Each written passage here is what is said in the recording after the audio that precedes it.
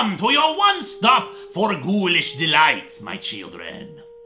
You could say that I am something of a businessman, bringing to you what you all desire, as long as you spend your time with your friend Moarte.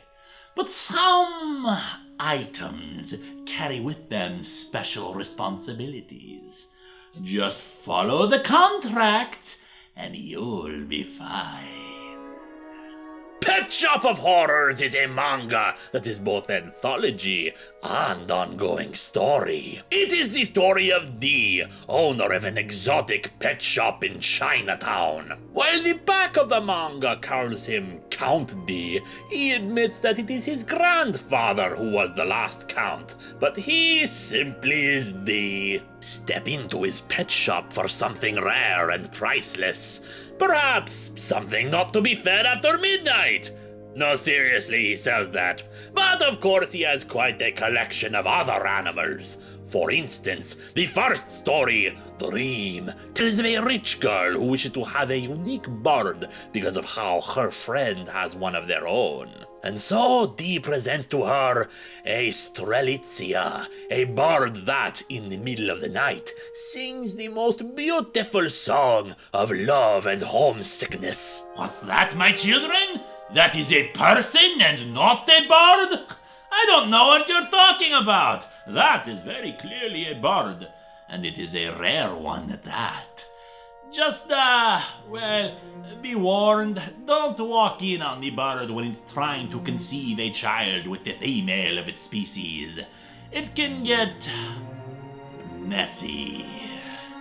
And then there is the story of Despair.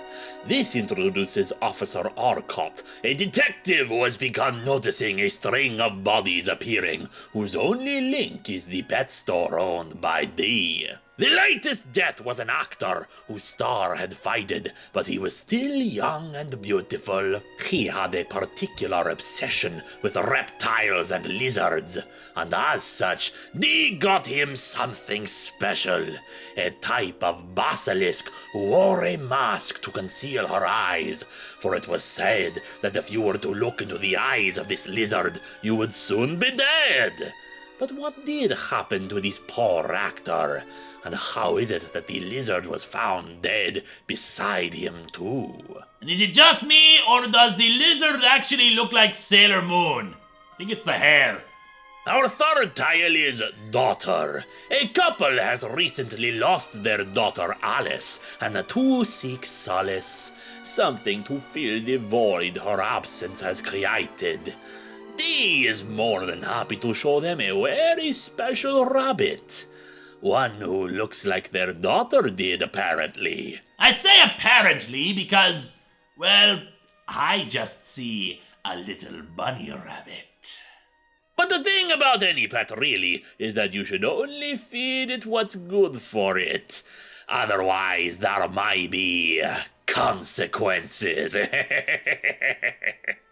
The final story in Volume 1 is Drazen. In this case, instead of a couple losing their daughter, it is a daughter who lost her parents and her sight in a burglary and arson. Dee gets for her a Doberman named Drazen, who was formerly a military dog in the German military. Since there is fear that the burglar might try to kill her, Dee thinks that the dog will make an excellent bodyguard for her. On top of that, it seems that the young girl has inherited quite a fortune.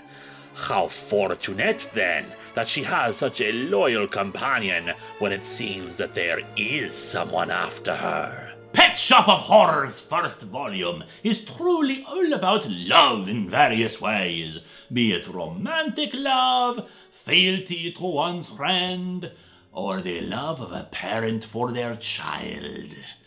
And how love can be murder, my children!